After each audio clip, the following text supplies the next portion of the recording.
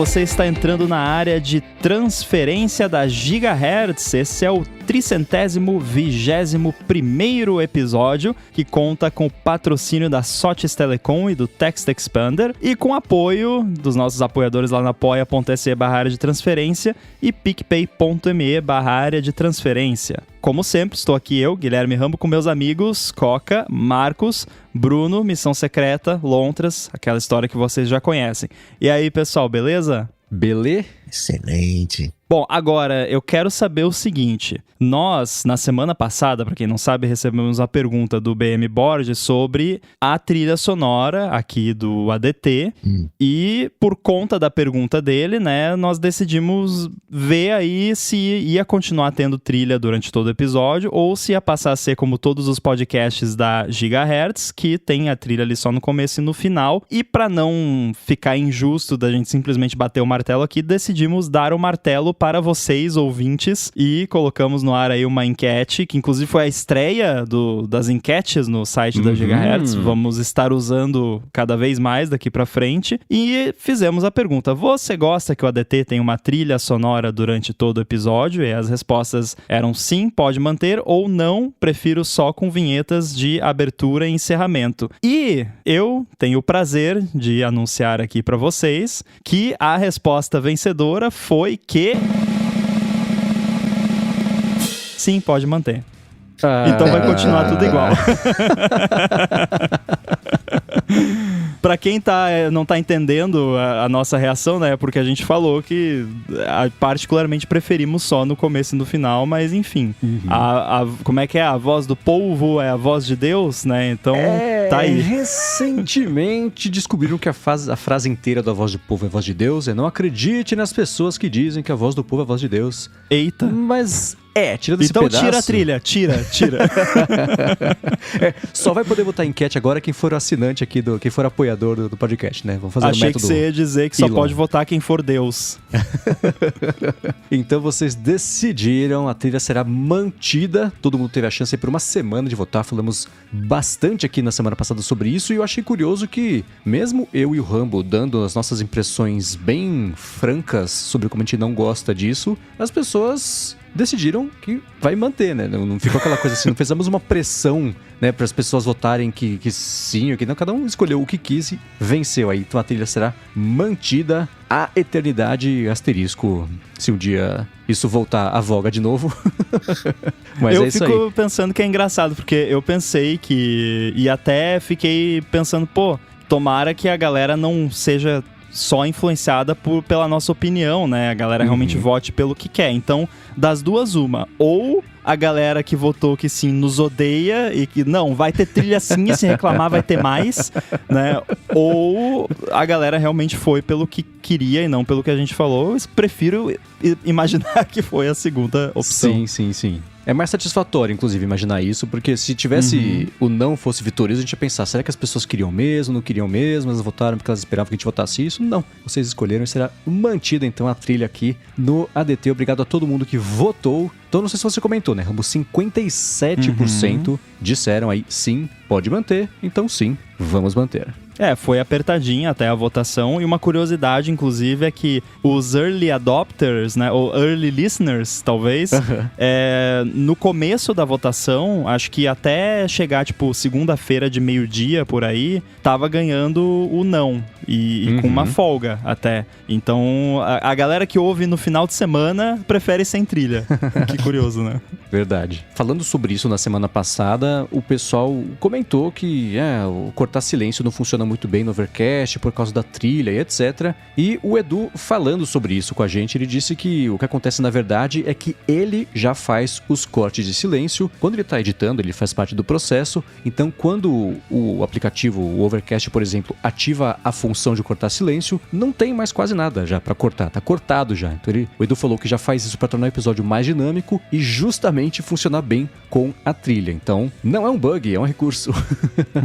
É verdade. Eu faço a mesma coisa no Olá Mundo também, você também faz nos que você edita. Até no próprio Audition, que é o que eu uso, eu coloco, ele tem um recurso lá que ele faz o Smart Speed do Overcast automaticamente, então ele já vai pro ar com o Smart Speed embutido, mesmo não, no caso do Olá Mundo não tendo trilha, né, mas é algo que a gente já faz e que na verdade todo podcast deveria fazer, né, esse recurso do Overcast de outros players, de remover, reduzir silêncio, é pros podcasts que não fazem isso na edição, que infelizmente são muitos. E eu reparei, eu escuto só pelo Overcast e só pelo iPhone desde que saiu o Overcast. Uso sempre com encurtar silêncio, com voice boost e também com aceleração que eu coloco lá para cada podcast específico, porque tem a ver com a cadência de como a pessoa fala. Então, para mim, os podcasts, eles existem dessa forma. Quando eu comecei a correr e levar só o relógio, eu sincronizo aqui os podcasts no relógio, só que no relógio no Overcast ele não coloca, por exemplo, o encurtar silêncio, a aceleração, é um pouco mais primitiva a coisa, porque a transmissão pro relógio é uma porcaria, é super lento, etc. Então o Marco Arment não faz... Ele não salva basicamente o episódio com as preferências pra jogar no relógio. Ele só joga o episódio no relógio. E aí eu estranhei muito as pausas. Falei, cara, o upgrade especialmente da Relay FM, né, que é com o Mike Hurley e o Jason Snell, tem umas pausas que levam uma eternidade entre um e outro falar. Eu achava que, nossa, será que fechou aqui o Overcast? Não. Ele continuava tocando, mas parecia uma eternidade. Claro, assim, 1 segundo de vácuo, de silêncio no podcast faz diferença numa conversa, né? Então, eu reparei como funciona bem esse encurtar silêncio, porque quando eu tava sem acesso a isso, falei, nossa, fez muita diferença, e eu percebi que isso molda a forma como eu edito mesmo os podcasts aqui da Gigahertz, né? Então eu tendo a encurtar os silêncios, de encadear o fim de uma frase na frase seguinte, não da mesma pessoa falando, né? Aí tudo bem, mas a alternância de quem tá falando, eu tendo a deixar um pouco mais curto entre uma coisa e outra para deixar mais fluida a conversa, mesmo que na conversa de verdade tenha rolado uma pausa ou um delay na conexão, né? Que pode ser que role isso também, né? Aliás, isso certamente rola. Quando a gente tá gravando, a gente tem uma percepção de como é que tá sendo a coisa, mas só na hora que a gente tá editando, que tá todas as faixas perfeitamente alinhadas, a gente vê como tem um delay mesmo, entre você falar alguma coisa, chegar do outro lado, a pessoa, né, escutar, reagir e mandar de volta, vai pro espaço, volta. Então são coisinhas que a gente vai percebendo quando vai colocando cada vez mais a mão na massa, versus quando a gente só tá escutando ali passivamente, com preferências e modificações em relação ao que foi lançado lá originalmente. Algo que tem que ser corrigido o tempo todo em edição, quando é gravado que nem a gente grava aqui, é de atropelar, né? De um começar a falar antes do outro terminar, porque às vezes a pessoa dá uma pausa e aí, como tem o delay, você acha que a pessoa já terminou a frase, mas daí a pessoa ia emendar outra coisa. Aí você começa a falar, daí você vê que a pessoa começou, daí você para, daí a outra pessoa... Então fica um loop infinito de delays e interrupções. Isso rola muito com gravação e, no caso, aqui hoje, por exemplo, dá pra ver que a gente tá com um delay aceitável, mas tem dias que uma pessoa às vezes tá mais atrasada que os outros. Aí rola mais ainda disso. Então é bem complicado mesmo. E aqui a gente faz uma coisa também, que é gravar com a câmera ligada, porque a gente faz a transmissão da gravação no canal da Gigahertz no YouTube. Se vocês não conhecem, passem lá, se inscrevam, a gravação fica lá como aberta. A ligação é gratuita, 0800. Peça pra mamãe ligar. Então, fica lá. Então, passem lá, se inscrevam, inclusive, né, no canal, que a gente tem uma ideia de fazer mais coisas no canal mais pra frente. Mas o ponto é, a gente tá agora com a câmera ligada, o Coca tá com a câmera desligada, mas eu e você estamos com ela ligada. Então, isso ajuda um pouquinho a gente saber se a gente terminou de falar ou se tá só tomando um ar pra continuar falando. A nossa linguagem corporal dá essa dica também. Então, quando a gente passou a gravar com a câmera ligada, que foi há muito tempo, foi pré-Rambo, né, que a gente fazia primeiro só desligada, depois só ligada, deu pra perceber como tem bem menos colisão quando você vê a outra pessoa, que é uma conversa de verdade, né? Você enxerga ali a pessoa e tem todas as dicas não verbais de quando a pessoa tá ou não falando ainda, né? Boa. Agora, essa semana foi bem interativa, porque a gente falou do modo silencioso, da chavinha aberta, fechada do iPhone, e foi um catatal de feedback, hein? Boa. E a galera adotou em massa, me deixou muito feliz ver a galera adotando em massa o gigahertz.fm/feedback. Chegou muita coisa por lá que vocês mandaram, mais do que chega pelo Twitter, chegava por e-mail tradicional, né? Chegava por outras formas aí. Então, valeu pra todo mundo já que adotou. E lembrando, né? Se você tiver um feedback sobre alguma coisa que a gente comentou aqui nos últimos episódios, ou pergunta também, a Alô ADT pode mandar por lá, que a gente vai coletar por lá também. Então, gigahertz.fm/feedback. feedback, ou nas notas do episódio, lá no finalzinho, tem também o link direto para você já cair na página e mandar o feedback. E bacana ver que tudo que a gente vai falar aqui de hoje, de Alô ADT, de follow-up, etc., veio de lá, então já emplacou, já rolou. Não precisamos do Twitter, tá vendo? O Matheus Veloso, ele falou que também usa o iPhone no modo sempre silêncio. O único caso em que ele tira o iPhone do silêncio é quando ele tá esperando uma mensagem, né, de alguém enquanto tá fazendo comida. Então a mudança do botão pra ele não vai fazer a menor diferença, porque pra ele é quase uma questão de culinária. O lance de quando tá cozinhando é realmente um caso onde eu conseguiria me ver tirando do silencioso. Porque quando eu vou mexer, por exemplo, com massa, tipo, ontem eu fui amassar uma massa de pão, aí eu tiro o Apple Watch, porque você vai usar o punho ali e vai acabar... Já aconteceu de grudar massa de pão no Apple Watch, não é legal. Então eu tiro o Apple Watch e aí fica ali em cima, na outra bancada lá longe, o iPhone e o Apple Watch. Então realmente, se tivesse alguma coisa importante pra chegar, teria que tirar do silencioso, mas dificilmente, se tem alguma coisa importante que eu tô esperando, eu não vou fazer pão, eu vou esperar a coisa. Aleilton, segue mais ou menos a mesma vibe. Ele falou que segue o modo silencioso do iPhone, praticamente 99,99%, só quando, né, se por algum motivo ele tiver sem o Apple Watch, aí já entra, né, uma variante, que ele esteja esperando alguma coisa urgente, né, seja uma mensagem ou uma ligação, aí sim ele desativa esse modo só até o momento de receber o contato, aí ele volta e ativa. É isso aí. Os feedbacks que a gente recebeu caíram em duas categorias principais, né? Uma é essa, eu ativo e desativo conforme a necessidade, então uma coisa que as pessoas fazem ativamente, né? Então depende muito conforme do a necessidade, mas todos que falaram conforme a necessidade, a enorme maioria também falou de uma forma ou de outra, que é tipo 99,99% do tempo silencioso, né? Sim, mas ainda assim tá cozinhando, tá esperando alguma coisa, né? Então, por exemplo, o Paulo Pires falou que o volume do toque tá sempre em volume baixo, ele usa só a chave de silencioso quando tá em lugar onde não pode tocar. Então, é ao contrário do que essa galera comentou, mas ainda assim, é caso a caso.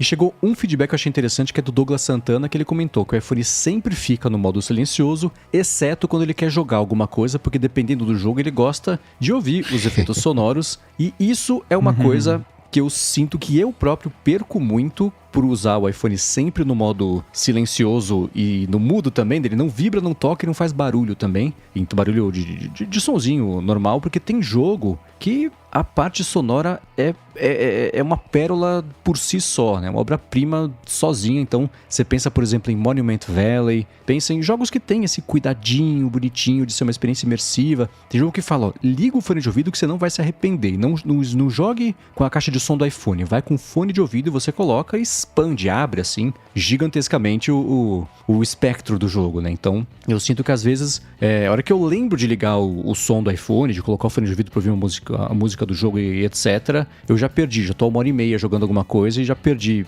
uma parte aí da experiência. Monument Valley, por exemplo. Monument Valley é uma lindeza de visual e sonora, né? Então, você tá ficando com metade do jogo se você joga Monument Valley, por exemplo, sem o Monument Valley não. Como é que chama? Autos Adventure. Monument Valley, eu acabei de falar. Autos Adventure, que é do pessoal da Snowman, que tem o Autos Odyssey também, depois saiu mais um, eu acho. Esse jogo é uma pequena pérola da App Store, e o som, assim, se você não joga, é como você jogar, sei lá, em preto e branco ou com os pés. Você não tá jogando do jeito, sei lá, direito, não sei. Vale mencionar que os jogos, ou qualquer app, pode optar pelo som dele ultrapassar o silencioso do iPhone, né? Que quando você programa lá o som no seu aplicativo ou jogo, você pode colocar ele em diferentes categorias que o iPhone oferece. Então, basicamente você diz,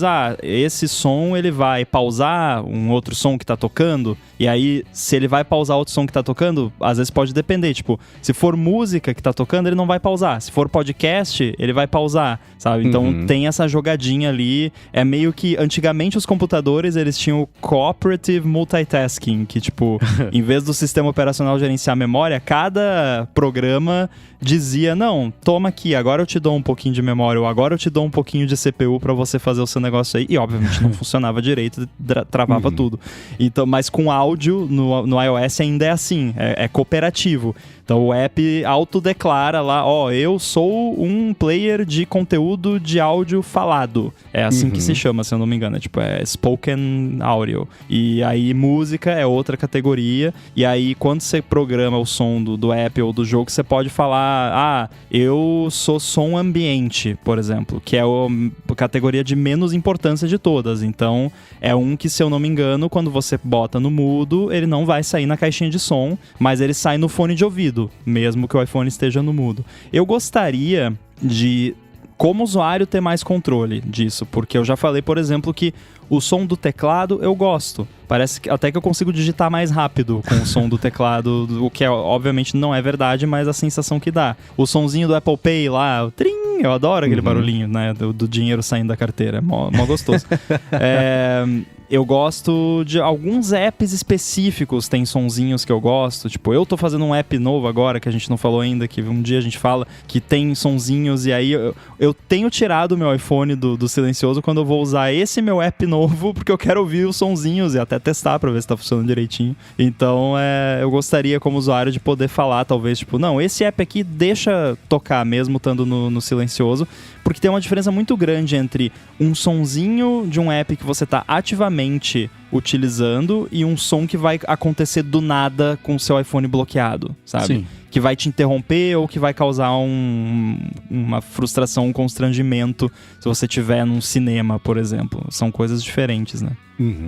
E eu tenho um conflito porque, na maioria do tempo que eu tô não trabalhando, eu tô escutando podcasts. Então isso envolve também uma hora que eu vou jogar alguma coisinha. E tem muito jogo que, por fazer esse bypass do modo silencioso ou não, fica uma trilha lá bombando enquanto você tá... Mas compete com o podcast, então tem que ir lá no ajuste, vai lá, desliga a trilha, desliga efeito, desliga boom, desliga não sei o que lá. Boom, não o seu co-apresentador do Olá Mundo, mas sim o barulho onomatopeico de explosões. Então, tem mesmo esse conflito e eu preferiria ter uma escolha para tudo. Se eu estiver, sei lá, com esse aplicativo aberto, esqueça todos os outros sons que o iPhone pode fazer. Mas não chegamos lá. Talvez com jailbreak, mas né. Claro que existem também exceções. Não tem a exceção do que deixa sempre aberto, né, o telefone tocando, telefone em modo telefone. Mas o Carlos Balbo disse que fecha com o Rambo. Ele deixa lá, não mexe, nunca tira do lugar a chavinha, tá sempre no silencioso. Por um tempão foi assim também, até eu começar a utilizar a chavinha desse modo seletivo, o seletor seletivo, especialmente para louça, quando o Apple Watch passou a não fazer parte mais do dia a dia por causa da alergia e etc. Mas tá aí. É curioso que você, Rambo, e o Carlos Balbo pareceram ser a minoria em relação aos feedbacks todos que a gente recebeu. Muita gente falou, o Duilor, o Rafael falou que tem essa parte de usar conjugado com o Apple Watch, mas exceção. O Aleilton falou do 99,9% do tempo. Pra mim, ele tá na mesma categoria que eu. Porque, você tirar ali quando você vai fazer alguma coisa que você tá esperando. Ou então também foi o Matheus, né, que falou do lance de, sei lá, lavar louça ou cozinhar. Pra mim se encaixa, porque ele vai estar com ele sempre no silencioso. Só vai tirar na situação muito específica, que deve acontecer no máximo, tipo, uma vez por dia. Então, ainda assim, eu colocaria a categoria maior parte do tempo no silencioso, né, que seria o meu caso. Agora, teve também pessoas confirmando, eu acho que confirma, né, porque, por exemplo, o Ariel falou, eu uso bastante a chavinha do iPhone, mas não consigo explicar o meu uso com ela. Então, esse é o fidget spinner que eu falei. Ele usa bastante porque ele tá brincando lá, porque é gostoso de mexer. Eu pensei, esse feedback dele é muito parecido com o do Matheus, o primeiro que a gente falou, que ele comentou que a mudança do botão não ia fazer a menor diferença pra ele. Tanto no caso do Matheus, que não vai fazer diferença, quanto no caso do Ariel, que não sabe se é diferença ou não, dá um dia usando um iPhone novo com esse possível novo botão que na hora a gente vai perceber como a gente usa isso sem pensar. Já faz tanto parte do dia a dia, está acostumado a ser assim, então se mudar, a gente sente a diferença, né? E o Ariel, por exemplo... Não, o Ariel vai sentir porque ele usa como fidget spinner, com certeza. Mas a hora que ele sentir falta de como é que o negócio funciona, ele vai perceber como que ele funciona. E vai perceber não só isso, mas chuto que com a frequência também com que ele usa isso ou não. Então, assim, para você saber se você usa muito o negócio ou não, deixa esse negócio quebrar além do seu controle, mudar além do seu controle. É tipo, quando acaba a luz, você inevitavelmente tenta acender o interruptor, porque você está acostumado ao negócio. Você sabe que não vai ser assim, você sabe que não vai acender a luz, mas você entra no cômodo, acende o interruptor. Então, essas coisas que a gente faz... Nossa, cara, isso faz muita falta quando você tá acostumado. Já falei aqui.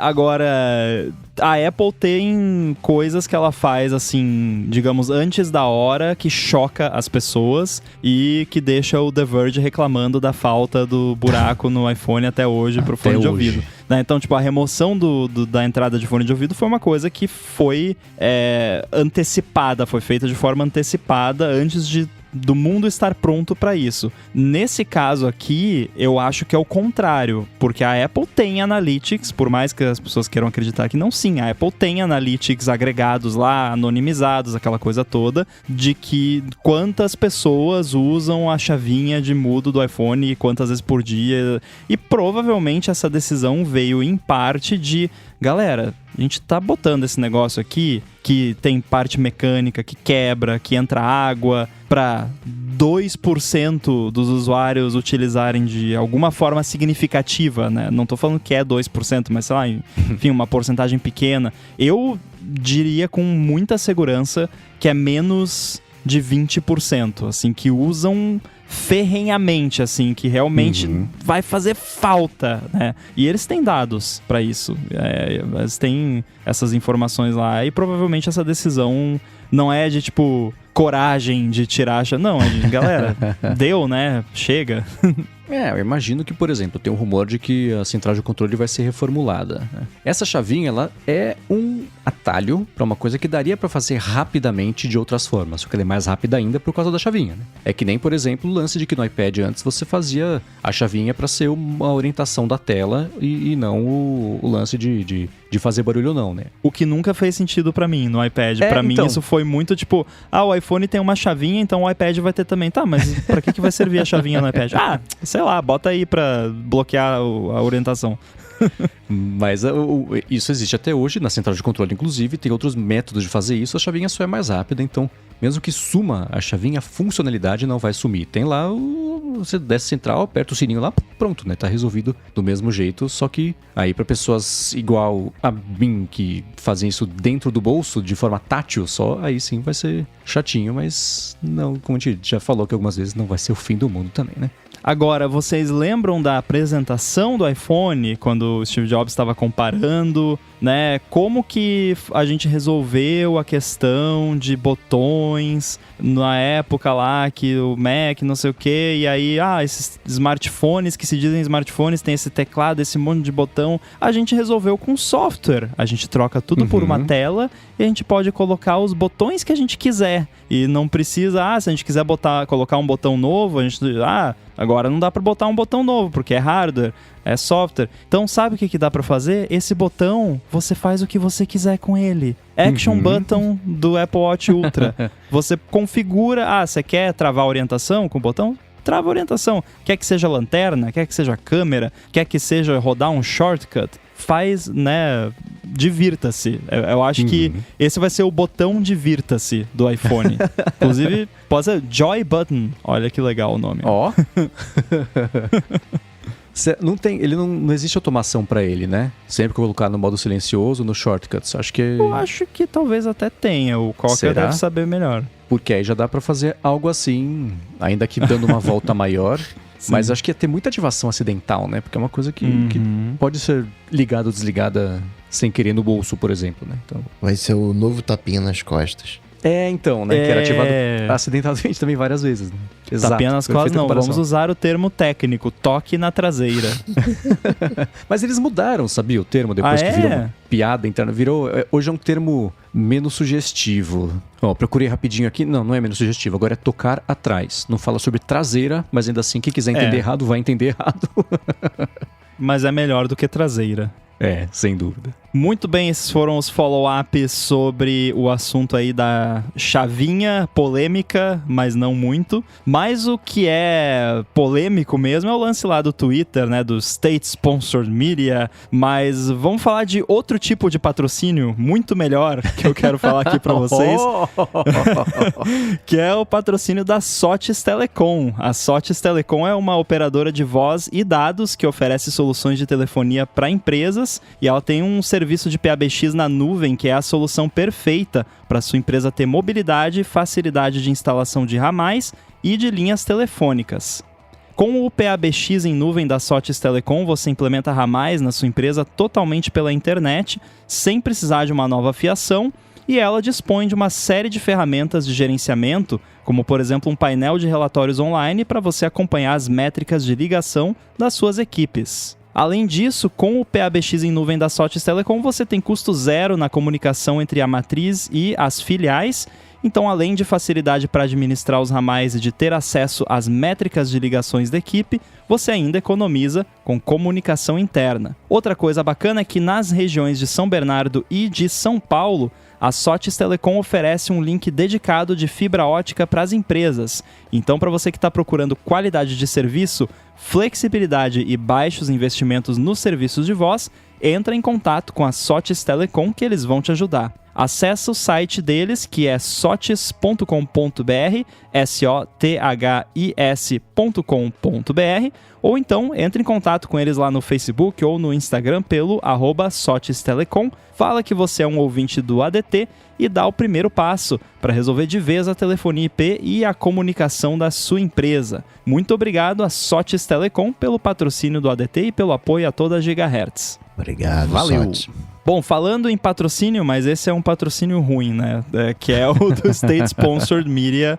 Tivemos follow-ups a respeito disso? Tivemos. A gente comentou na semana passada que o Twitter tinha marcado a NPR, a National Public Radio, que recebe, de acordo com a própria NPR, menos de 10% do orçamento dela vem do governo americano. O Twitter tinha marcado eles como um canal de mídia patrocinado pelo governo, que geralmente é uma designação separada para estatais russas, chinesas. Então foi uma atitude de confronto, né? Não foi uma coisa, né, que eles estavam só organizando ali o que era o quê. E aí, em seguida também aconteceu uma coisa parecida com a BBC, que é um canal britânico, né? Tipo a TV Cultura da Inglaterra também. Eu comparei a NPR com a TV Cultura na semana passada. A BBC é uma coisa bem parecida. E aí eles mudaram um pouquinho, passaram de State Media para Government Funded. E aí mesmo assim não é isso, porque eles são financiados completamente pelo governo, etc. Acabou que deu no quê? Né? De uma semana para cá, na verdade hoje que estamos gravando na quarta-feira, a NPR resolveu sair do Twitter. Falaram que eles publicaram uma declaração, né, dizendo que as contas, assim, jornalistas, cada um faz o que quiser, mas as contas das propriedades da NPR não vão mais ficar ativas no Twitter, porque a plataforma, de acordo com eles, está tomando ações que sabotam a credibilidade, alegando, de um jeito falso, que eles não são editorialmente independentes. É aí que está toda a treta. O que quer dizer, né, o que o Twitter está falando, que eles eram financiados pelo governo. Eles falaram que não vão colocar jornalismo nas plataformas que já demonstraram que têm interesse em sabotar a credibilidade que eles construíram ao longo do tempo, e também o entendimento público, né, dessa independência editorial deles. Eles falaram que vão sair do Twitter, mas não da audiência deles, né? Existem outras formas de seguir em contato com eles, etc. Me parece que inicialmente eles estão pensando em investir mais no Instagram.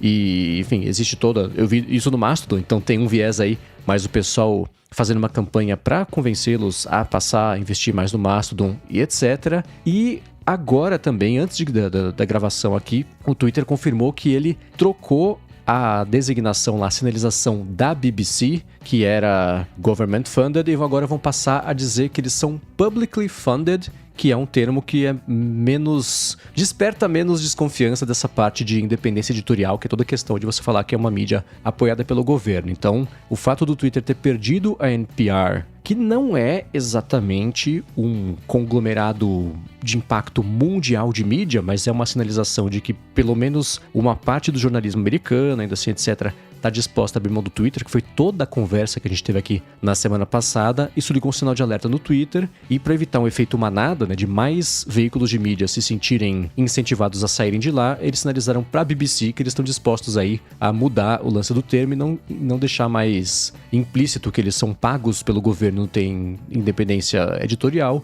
e sim que eles são financiados pelo público, o que parece mesmo um pouco mais justo de dizer, mas ainda assim é um vespeiro que não precisava ter mexido, né? Quando você fala de government funded ou até state sponsored, acho que o exemplo mais próximo da gente, dos nossos ouvintes, e talvez vão ter pessoas que vão se ofender por eu estar falando isso, mas é a Voz do Brasil. Tipo, aquilo é government funded, você ouve aquilo, é propaganda do governo falando bem de tudo que o governo tá fazendo. É isso. Tipo, não tem notícia ruim, né? Não vai falar mal do governo do estado naquela programação.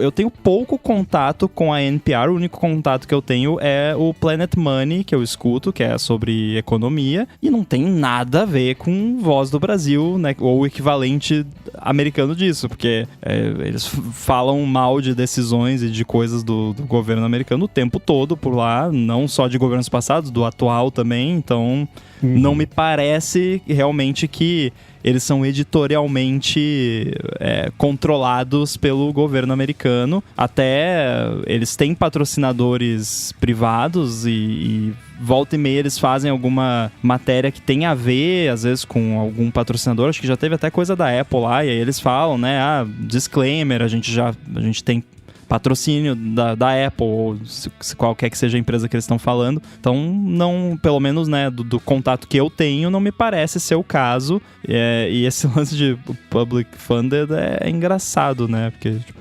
então todas as outras contas de empresa vai estar privately funded, né?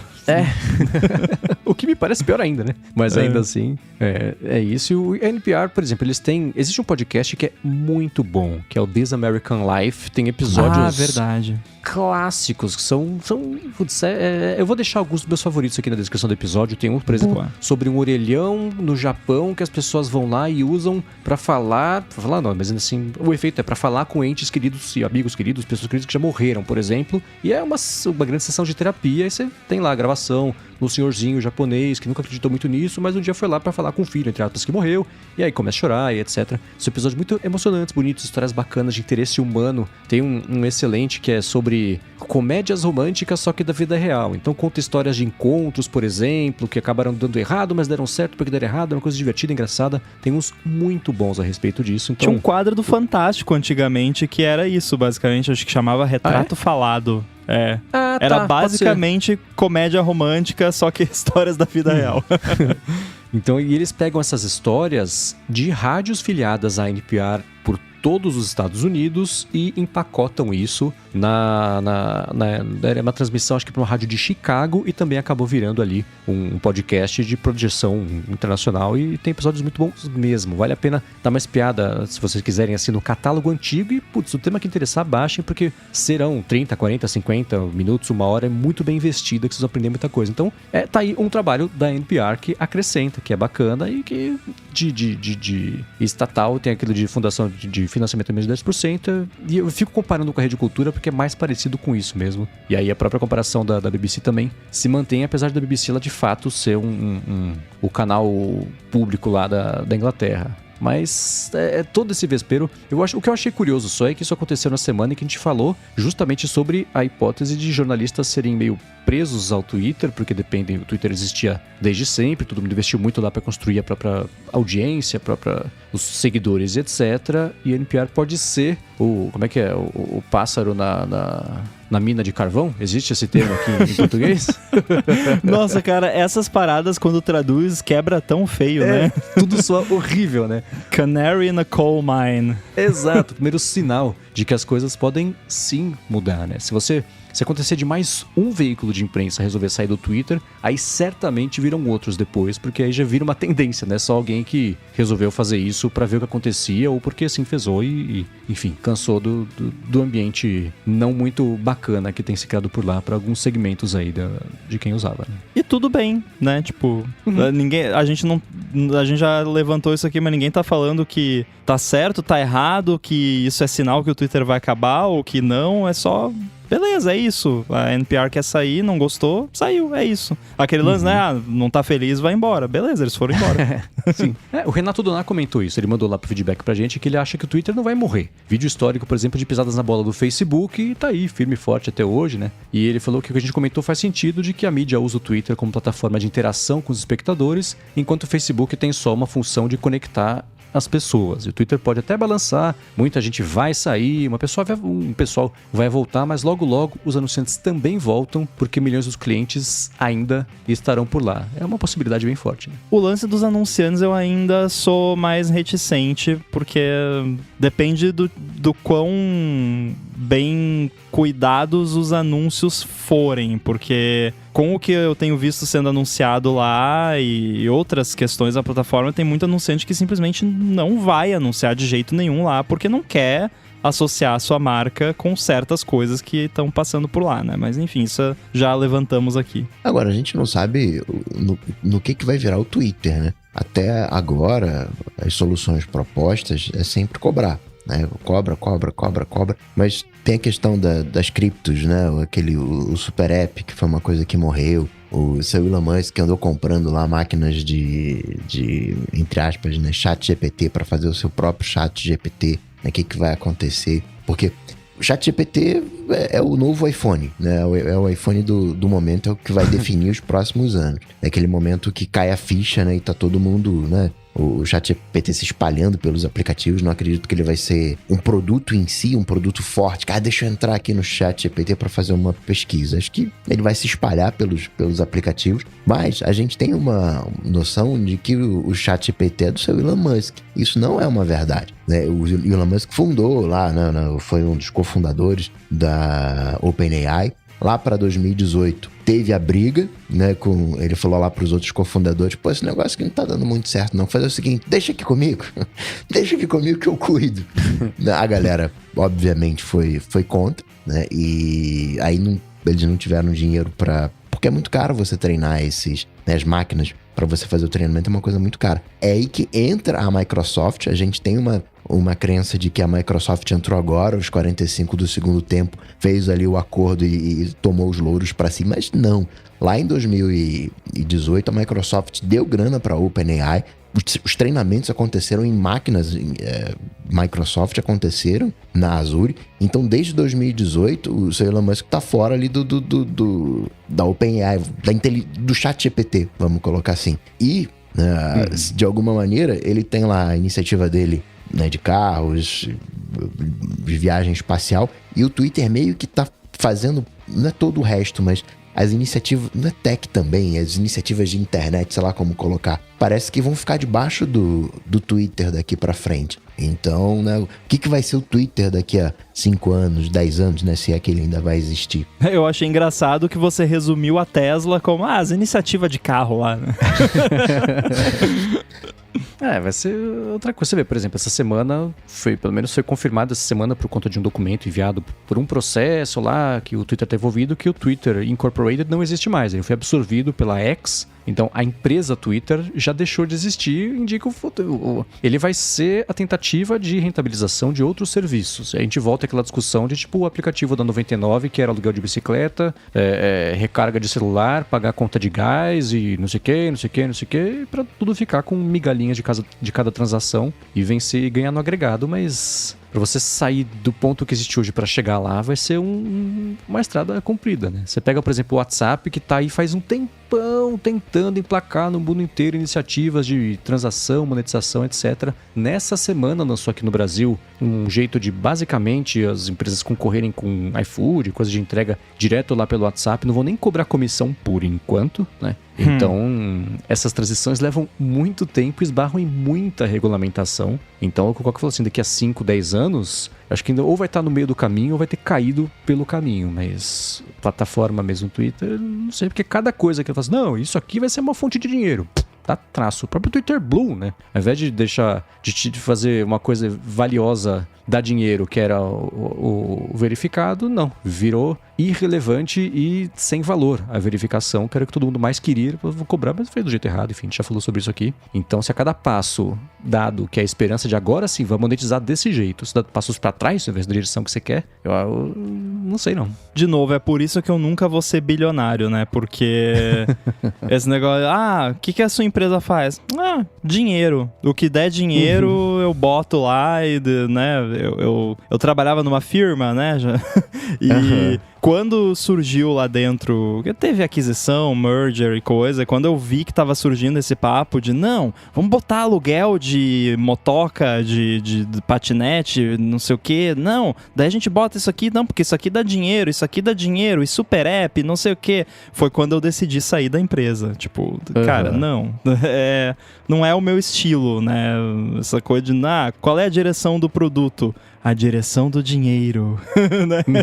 Onde dá dinheiro. Não, tá dando dinheiro aí, então vamos lá, né? Sabe? Tá, beleza.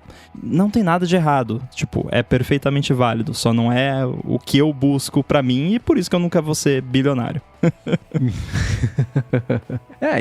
Por exemplo, ele comprou agora as 10 mil GPUs lá para fazer uma iniciativa parecida com o que vai ser um ChatGPT. Se ele não tivesse comprado o Twitter, é claro que seria uma empresa nova que ele tá fazendo só para fazer isso, porque é o pão quente do semestre, né? Se fosse uma outra coisa, ia ser isso que tá fundando. Então, agora, olhando para tudo isso, eu só penso assim, a gente discutiu aqui seriamente sobre, não avaliou pra gente, mas assim, como era bacana a possibilidade da empresa de instalar um chip no cérebro, não sei o que lá, interface, máquina, computador. Você deixaria o seu cérebro na mão de uma empresa controlada pelo Musk? Eu não deixaria nenhuma certo, parte do né? meu corpo. Será que ele não tá fazendo beta teste desse negócio? Isso Pode explicaria muita coisa. Mas e vamos puxar para um outro pedaço o papo, pra não ficar só no Musk, porque de Musk eu sei que tá todo mundo saturado, né? Bom, beleza, vamos falar de um assunto um pouquinho mais light. O FBI falou que vão hackear o seu iPhone se você plugar ele para carregar no aeroporto. Pois é, na verdade um tweet, né? Aqueles tweets que não dizem nada, né? Que não citam casos reais no FBI, né? Especificamente lá de Denver. Colocou umas 3 frases assim, evita usar essas recargas gratuitas públicas, né, de aeroporto, de hotel, né, de shopping center, porque os bandidos descobriram maneiras de, através ali da portinha, introduzir malwares, né, softwares de monitoramento. Então carregue o seu próprio carregador, a sua corda USB, né, o seu cabo USB e a sua não, entre aspas, unidade elétrica, né, seu power bank. E não fala, né, o que tá rolando, o que é, o que não é, né, o que eles descobriram, né, aquela coisa assim meio genérica. Isso é um problema que às vezes a gente não se toca, porque quando a gente coloca gasolina no carro, aquela entrada é só de energia. Só que no caso de smartphone, aquele buraquinho entre energia e dados, né, tem ali os 2 canais.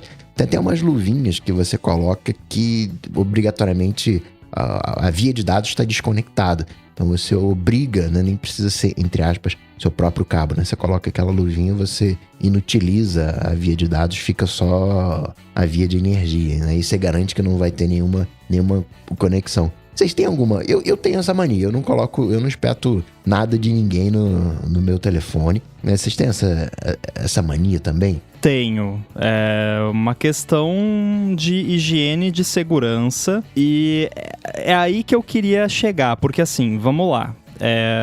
Nada contra o FBI de Denver, Não posso falar que tenho amigos, porque eu não tenho nenhum amigo no FBI de Denver, mas... Roubou minha piada, droga. Não, eu já emendo sempre essa aí. Porque eu acho que esse é um caso clássico que a gente já abordou várias vezes aqui no ADT, que eu sempre trago esse ponto, que é a mídia pegar uma informação relacionada à cibersegurança e generalizar de uma forma irresponsável. Porque assim, eu achei que tinha sido tipo um relatório do FBI falando quando eu vi as notícias, né? Aí quando eu descobri que era um tweet do FBI de Denver... tipo, nada contra Denver também, sabe? Mas é o FBI de um estado dos Estados Unidos que postou um tweet com uma stock photo e uma meia dúzia de frases dando uma dica de cibersegurança, que é uma dica perfeitamente válida, mas não traz nenhuma informação nova e nenhuma notícia sobre nenhuma novidade ou descoberta. É simplesmente uma dica de bom senso de higiene de segurança. É tipo o corpo de bombeiros da sua cidade postar um tweet ou um Facebook ou mandar no WhatsApp falando, não use álcool para acender a churrasqueira no churrasco do domingo, porque você pode causar um incêndio ou até mesmo uma explosão. É tipo isso, sabe? É a mesma coisa, mas virou o FBI disse que vão... Não, tipo, é uma parada que já é sabida por qualquer pessoa com mínimo de noção de cibersegurança há muito tempo. Uma coisa, por exemplo, é a Polícia Federal hoje falar alguma coisa sobre mala. Isso gera uma repercussão porque a gente tá no meio de uma treta gigante aí de malas, de aeroportos e coisas e tal. O novo medo desbloqueado. Exato. Né? Você pode viajar e ser sorteado. Isso é uma coisa. Né? Mas você publicar uma mera recomendação e aquela recomendação sair do escopo de uma recomendação é que fica esquisito. Né? Não teve um contexto para isso furar a bolha da maneira que furou. É tipo o lance do PDF do Bitcoin lá no macOS ter virado Steve Jobs é o Satoshi Nakamoto, né? Ou era. Cara, isso foi inacreditável essa semana. A evolução de uma notícia até do outro lado do espectro, o pessoal falar que o Steve Jobs era o Sakamoto, que o Steve Jobs inventou o Bitcoin porque alguém esqueceu o PDF lá, que podia ser uma receita de bolo, mas acabou que não era. Era o lance do Bitcoin lá. Steve Jobs era a Palmirinha, né? Se fosse uma receita de bolo.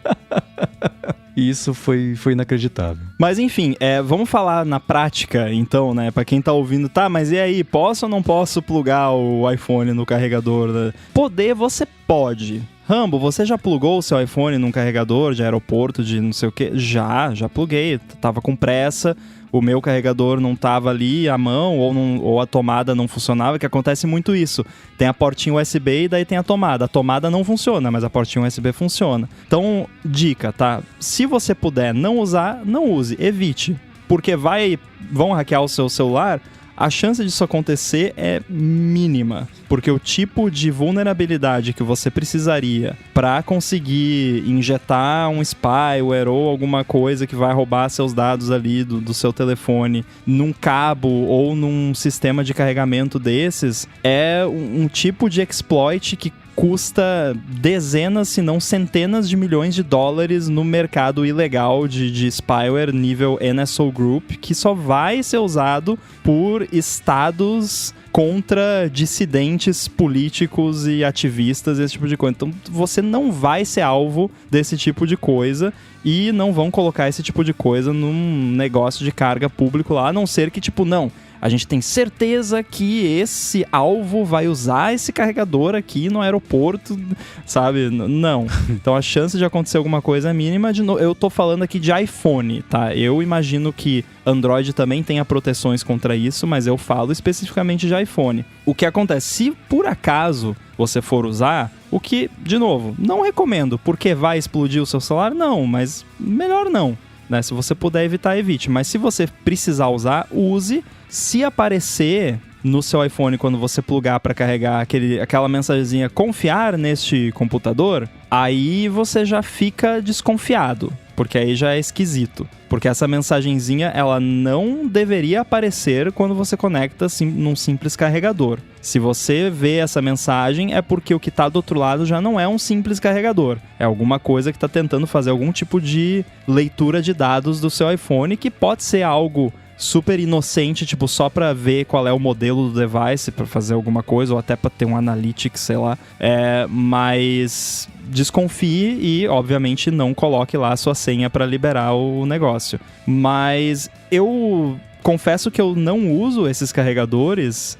Não é porque eu desconfio que possa ter um malware, alguma coisa. É porque eu não confio na qualidade daquele carregador e eu não sei se ele vai entregar a corrente certa, se ele não pode ter algum curto ali, alguma coisa que vai, por mais que o circuito do iPhone tenha proteções contra isso, que não vai causar algum problema na minha bateria, ou queimar a porta Lightning do iPhone, ou estragar meu cabo, enfim. Eu evito usar porque eu acho que a qualidade desses carregadores deve ser terrível, então eu procuro uma tomada e uso o meu carregador que eu conheço, que eu confio, mas não porque vão hackear o iPhone. O que eu costumo fazer também, além de ter todas aquelas proteções ativas, errou senha das vezes, o USB tem que desbloquear, desliga a porta USB quando estiver desconectado, enfim, aquelas configurações todas de segurança que tem, né, no iPhone. Eu costumo colocar o iPhone quando preciso, quando, né,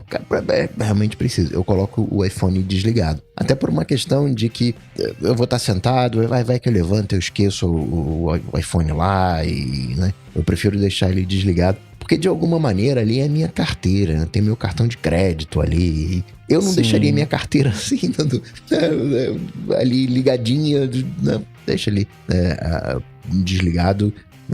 Eu me sinto mais psicologicamente mais confortável assim. Tem um lance, se você pluga ele desligado, ele vai ligar o iPhone, porém ele vai ligar no modo antes do primeiro desbloqueio, que é um momento em que o seu iPhone ele não tem acesso a nenhum dado minimamente sigiloso que esteja ali. Tanto é que se você algum dia já ligou o iPhone e deixou ele ligado, tipo, várias horas lá sem desbloquear, depois de ligar ele, tipo, ele tava desligado, você ligou, deixou lá, não desbloqueou. Quando você chega, as notificações vão estar tudo zoada. Tipo, vão estar sem o nome do contato, se for coisa do iMessage, sem informações do banco lá, se for notificação do banco, porque o seu iPhone não tem acesso àquelas informações antes do primeiro desbloqueio. Você pode fazer a mesma coisa. Se você não quiser desligar o iPhone, você pode só segurar o botão de liga-desliga e o botão de volume para baixo até ele dar a tremidinha e aparecer a tela de desligar. Porque ele faz a mesma coisa, ele invalida a sua biometria e ele coloca o iPhone nesse modo onde ele não tem acesso a nenhuma chave criptográfica para desbloquear lá suas informações sigilosas. Mas claro, isso só é útil se você não for usar o iPhone enquanto ele está carregando, né? Porque se você for usar, você vai desbloquear e aí acaba com a brincadeira, né? Mas é uma dica boa, né? Ou desligar o iPhone e plugar, ou segurar lá os botões para ele entrar nesse modo. Essa semana aconteceu isso comigo. O iPhone desligou porque acabou a bateria, aí eu coloquei para carregar, a hora que eu fui pegar tinha notificações que estavam lá, acho que de antes do iPhone ter desligado, e tava iMessage, acho que o número, só os números de telefone, eu falei, nossa, bugou tudo minha agenda de contato. Qual foi o jeito novo que a iMessage quebrou agora? Aí eu desbloqueei o iPhone e tava tudo lá, falei, tá, entendi. Mais um caso do edge case humano, você pensou, né? Isso é uma bobeirinha, mas faz toda a diferença, né? Uma coisa que me deixa particularmente muito irritado é quando você liga, eu uso o teclado retroiluminado. Mas quando você abre pela primeira vez para você digitar a primeira senha, o teclado fica apagado. E o teclado fica apagado exatamente por isso. Porque ele não sabe qual é a sua configuração. Então é porque ele não conseguiu ler, tá criptografado ainda. Você precisa digitar a senha. Aí, você usa com ele aceso. Então legal, então eu vou acender para você. Embora eu acho que isso deveria ser padrão, né? Deixar aceso. Aí que você que tá de noite ali, enxergar melhor as teclas. Mas é um detalhinho que faz diferença. Tem alguns modelos, acho que os modelos de Mac mais antigos também salvavam, mas eles salvavam na NVRAM, esse tipo de coisa. Por exemplo, o volume do som, pra quando você ligar, ele não dá o tan, né, se você tava no mudo, né, que todo mundo já acordou a casa inteira, alguma vez na vida, com o barulho do Mac dando boot, né. Mas enfim, resumo da ópera, não acredite em tudo que você lê na internet, ou pelo menos não acredite nas manchetes, né, vai atrás da fonte, né, não da fonte o podcast aqui da Gigás, mas vai também, né, também vai lá.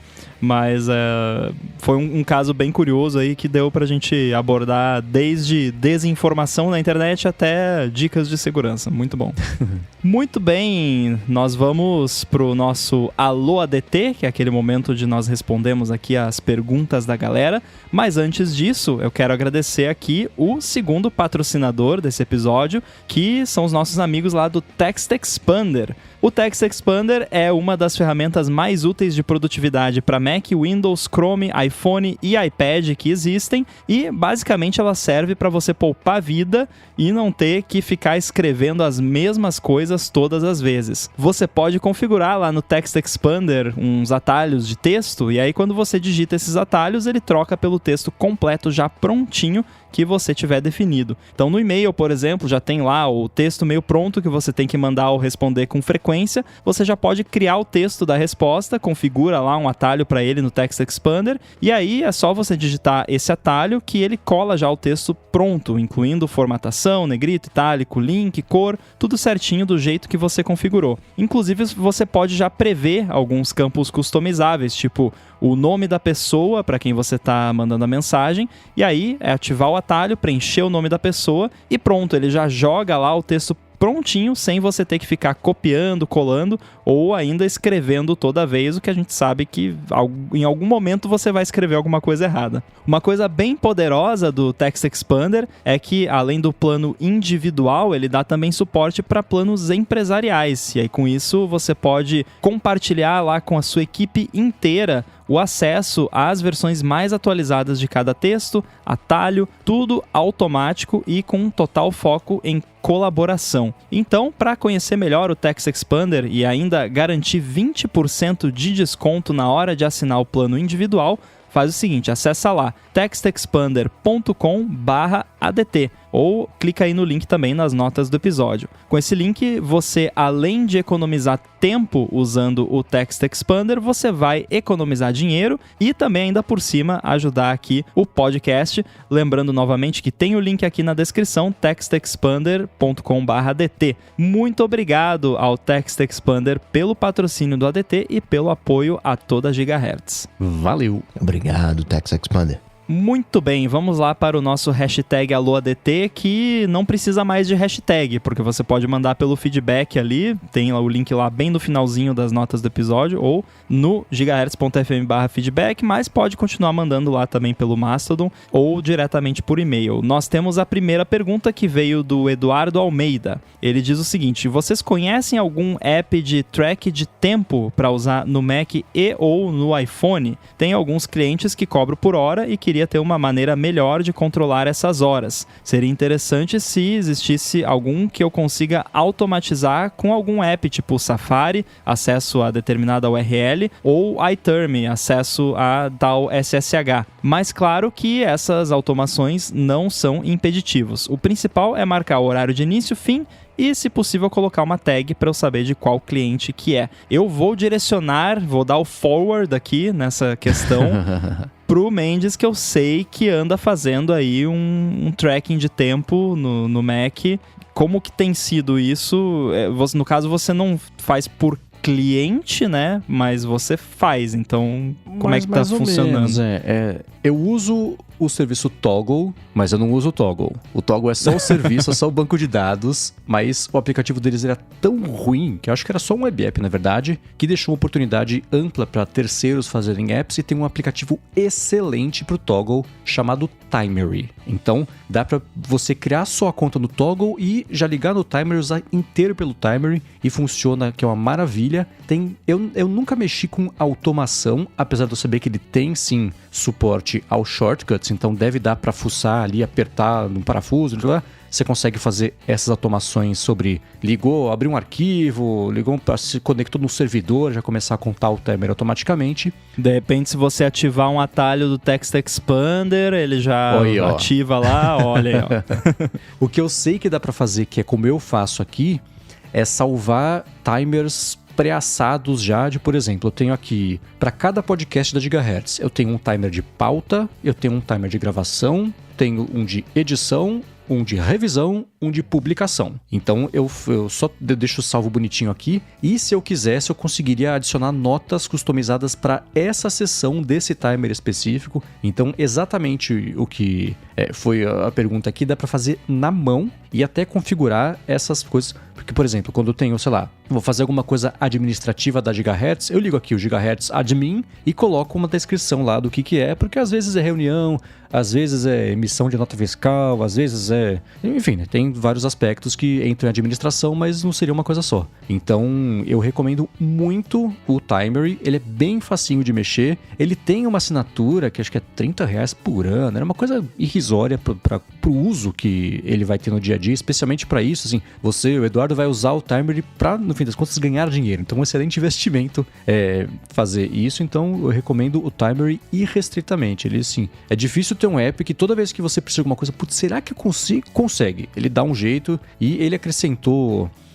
Ele tem suporte, por exemplo, aos atalhos, como é que chama lá? Os shortcuts da tela bloqueada lá, os widgets de tela bloqueada, tem suporte a Apple Watch, tem para Mac, tem para iOS, é tudo sincronizado. Então, eu recomendo que dê uma espiada, porque se não for o app perfeito para isso, é o mais perfeito que dá para encontrar para fazer isso, ou pelo menos que eu saiba. Se alguém tiver uma dica de um outro app que pode cair bem dentro aqui do que o Eduardo tá procurando, manda pra gente poder dar uma espiada também. Até é bom saber sobre concorrentes, mas recomendo o Timery ligado ao Toggle. Ele sozinho não faz nada, você tem que criar uma conta no Toggle para fazer, mas não tenho poucas críticas a fazer a ele, e o que vocês sabem que eu, sendo chato como sou, isso é uma raridade.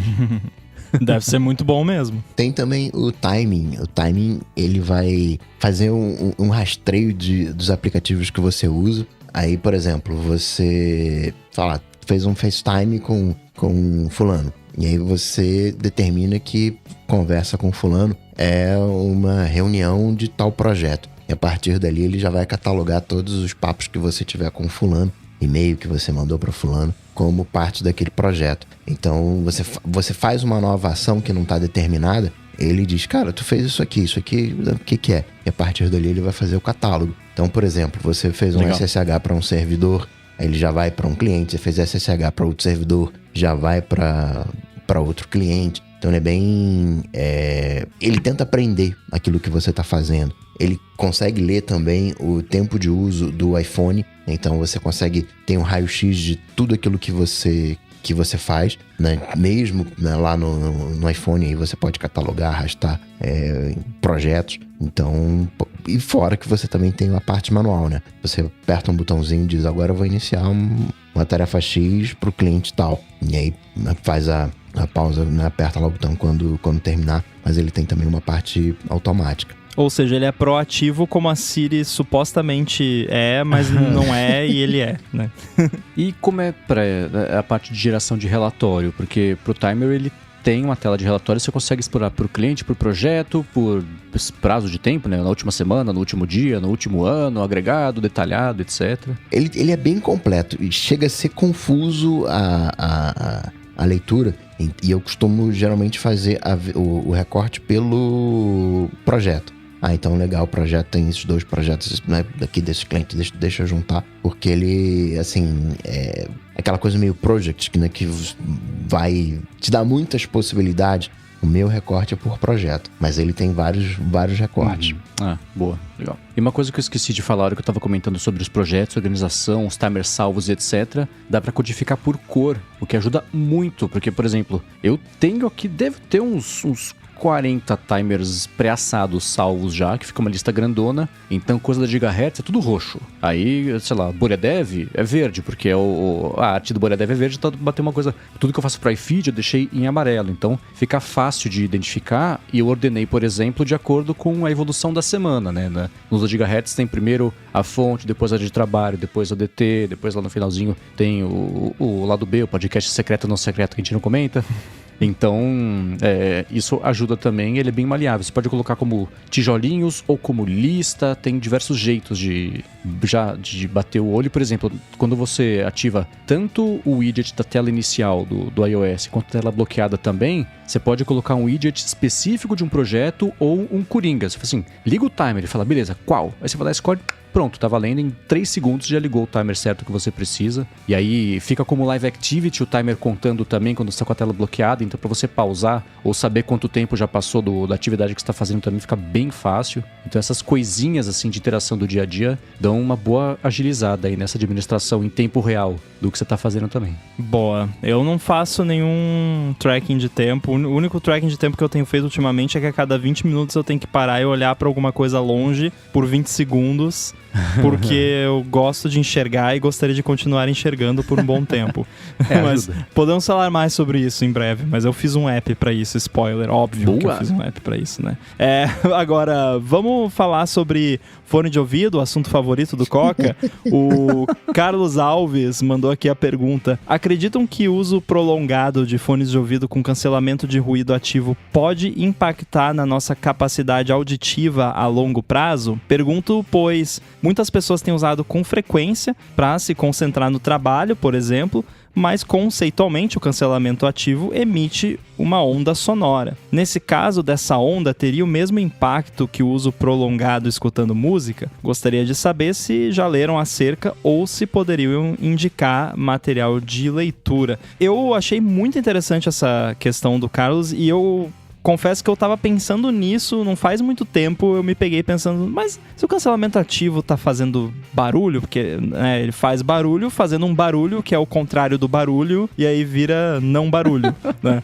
Essa é a forma resumida. Foi o ChatGPT que criou esse resumo aqui de como funciona o cancelamento ativo. Isso eu também tenho bastante curiosidade. Foi até uma vez a gente levantou isso aqui no área de transferência. Você tá ouvindo uma música, aí tem um impacto X nos seus tímpanos. Quando você ouve a música mais o cancelamento de ruído, o resultado no seu cérebro é 0. Mas o seu tímpano está sendo espancado 2 vezes ou ele está imóvel na história? Então, aí eu comecei a pensar a respeito. E aí o meu chute, tá? Eu tô chutando, eu não tenho nenhum conhecimento de fato. É que, na verdade, o cancelamento, ele acontece antes de chegar no seu tímpano. Porque ele tá trabalhando com as ondas sonoras, não com o seu cérebro, né? O cancelamento de ruído não conecta num chip no seu cérebro e fala, não escuta isso aqui, tá? Né? Ele, faz a onda oposta e as ondas fisicamente se cancelam. Então é um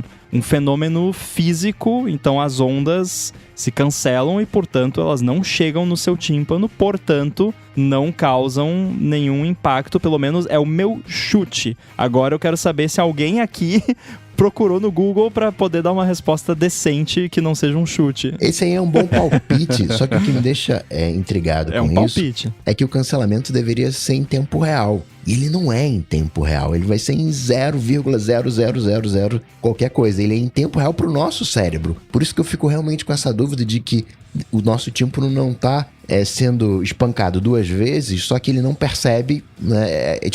Guardando as devidas proporções. O que eu tô vendo na minha tela é um conjunto de pontos vermelhos, verdes e azuis, que bugam o meu cérebro e eu enxergo uma cor, né? Entre aspas, né? Chega no meu cérebro como uma cor. Mas é uma coisa ali, você não tem esse cancelamento realmente acontecendo, né? Eles se fundem ali e a gente tem... Por isso que eu fico com essa... Né?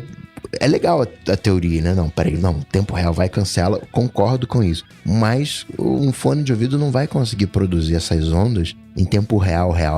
Vai ter ali um atrasozinho. Então, vai ter um atrasozinho para coisas momentâneas, mas o cancelamento de ruído ele funciona melhor para ruídos constantes que permanecem mais ou menos ali na mesma frequência. E aí, nesse caso, ele acaba virando tempo real, porque ele beleza, por 1 milissegundo ele vai estar fora porque começou o ruído, e aí ou mudou a frequência do ruído, a amplitude, e aí ele vai ter aquele tempinho de ataque ali de se ajustar, mas no momento que ele, deu o lock ali naquele ruído que ele tá cancelando, ele permanece. Por isso que a gente sempre fala, dos AirPods Pro principalmente, que é mágico quando você tá no avião, por exemplo, porque no avião o ruído é constante, é o ruído lá do motor do avião, e varia pouco, né, a frequência, a amplitude ali, na decolagem muda, daí quando tá em voo de cruzeiro é sempre praticamente igual. Aí, claro, vai ter ali o bebê chorando, a pessoa tossindo e tal. Isso são coisas mais momentâneas. Aí é onde essa questão do delay afeta mais, eu imagino, né? Mas, de novo, tudo que eu tô falando aqui é chute. Mas aí, alguém perguntou pro ChatGPT?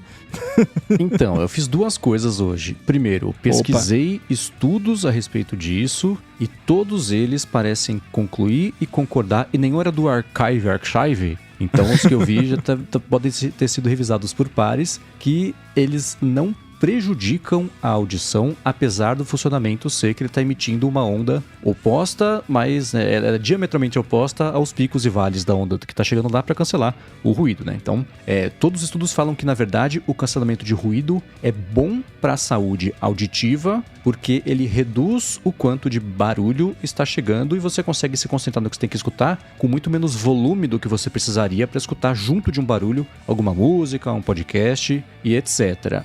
Em um dos estudos que eu vi, eles falam o seguinte, que a onda gerada pelo cancelamento de ruído para cancelar o ruído, ela é num volume muito mais baixo do que a onda que ele está cancelando, né? Porque uma coisa é a onda, outra coisa é o volume. Me parece que é isso. Então, o som e o fone tá enfiado no seu ouvido, né? O barulho tá vindo lá de longe, normalmente. Exato. Então, ele tem que gerar em um volume muito baixo essa contra-onda, vou chamar, para poder cancelar o ruído. Então, ele não prejudica... Ele não tá bombardeando em 2x, em 2 vezes o seu ouvido com o que a gente está percebendo como nada. É bem menor do que isso, então ele não prejudica. E um bom cancelamento, ele é capaz de reduzir, pelo que eu encontrei, em até 30 ou 40 decibéis um barulho, né? Então é bastante isso, considerando que são acho que 70 que já começa a danificar os ouvidos, 75, uma coisa assim. Então eu vou falar ouvido, tímpano, eu tô falando a mesma coisa, tá? Talvez eu erre o termo técnico aqui. Então tudo que eu encontrei de estudo, eu vou deixar na descrição aqui para quem quiser dar mais piada. Eles parecem concordar que assim, se no máximo não piora. Então parece ser uma coisa segura. É claro que essa é uma tecnologia que é exatamente incipiente, porque o Bose pensou nisso aí, sei lá, há 60 anos. Mas ainda assim, a aplicação prática e popularização agora que as pessoas têm acesso mais fácil a isso, então vai começar a aparecer diversos casos, estudos, fica mais fácil de estudar isso aí, se a sua massa crítica de pessoas usando é maior, né? Então tem esse ponto. Agora, a segunda coisa que eu fiz foi perguntar pro ChatGPT se o cancelamento ativo de ruído é prejudicial aos tímpanos no longo prazo, e ele respondeu que não tem evidências científicas que sugiram que ele possa prejudicar o tímpano no longo prazo. É basicamente o que eu encontrei também. Ele comenta que ele fala como é que é o cancelamento, uma técnica que usa o microfone pra fazer a contra-onda, blá blá blá, e aí ele termina, e essa parte eu achei meio cambaleante, né? Ele fala assim, é importante notar que, como qualquer outra tecnologia, o cancelamento ativo de ruído pode ser mal utilizado. Se for usado em volumes muito altos, ele pode potencialmente causar danos auditivos, assim como qualquer outro som alto. Portanto,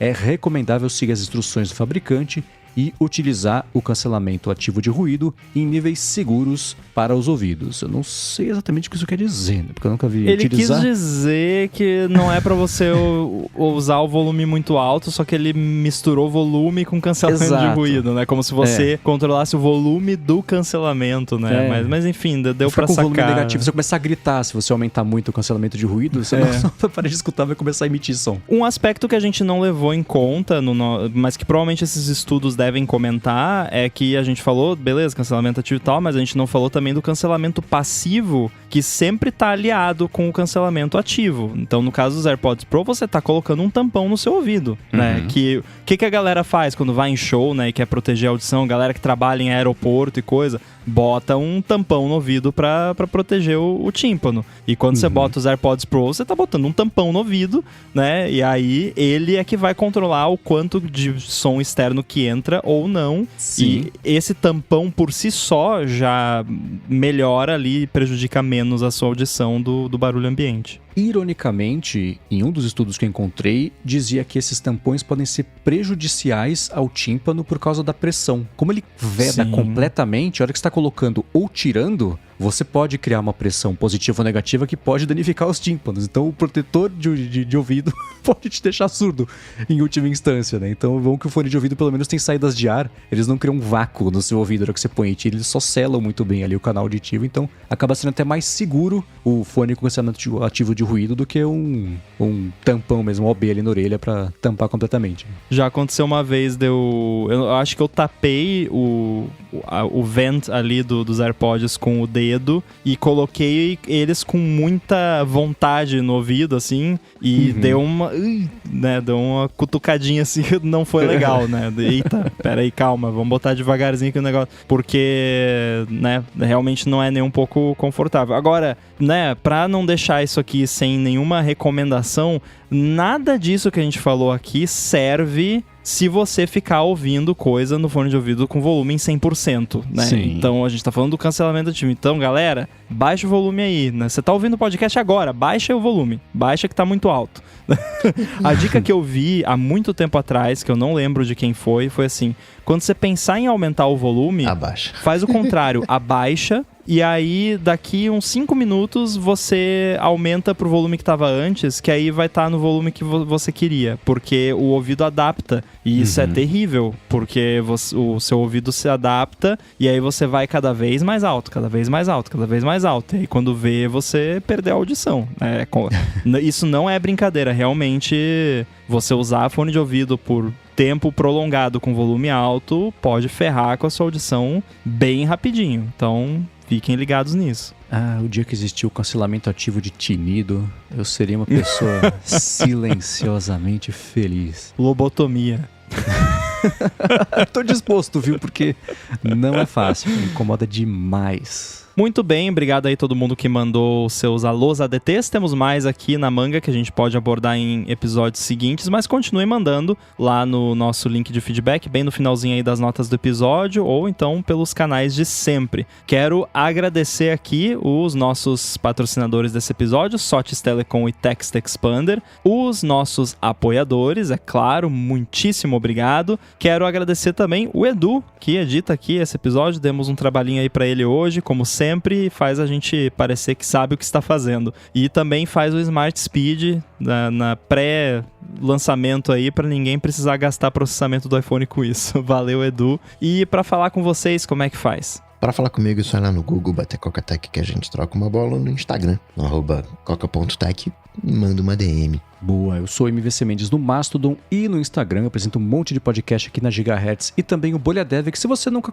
escutou, dá uma chance pra ele. Bolha Dev é um podcast que sai todo dia de segunda a sexta com notícias sobre tecnologia, inovação e desenvolvimento. É um podcast curtinho, 5 a 10 minutos, você se informa e também escrevo lá pro ifeed.pt. Muito bem, eu sou o Guilherme Rambo 2 no Instagram, @inside no Mastodon. Não aproveitei a migração pro Mastodon pra unificar todas as redes sociais, mas é isso, o Instagram não deixa colocar underline como começo do username, então vai ficando assim mesmo. E é isso, tudo dito e posto, a gente volta na semana que vem. Falou. Tchau, tchau.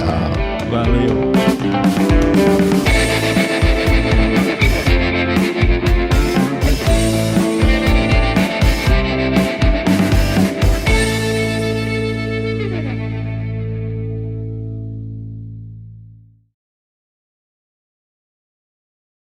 Minha misofonia tá me atrapalhando ultimamente, porque eu tava ouvindo...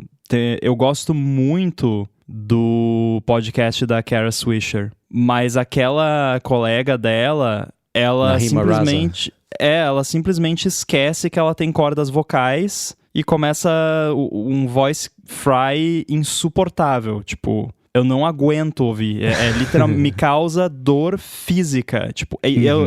Parece besteira, mas eu juro, tipo, eu tenho que parar porque eu me sinto mal. É triste, sabe? Porque, tipo, é muito legal o podcast.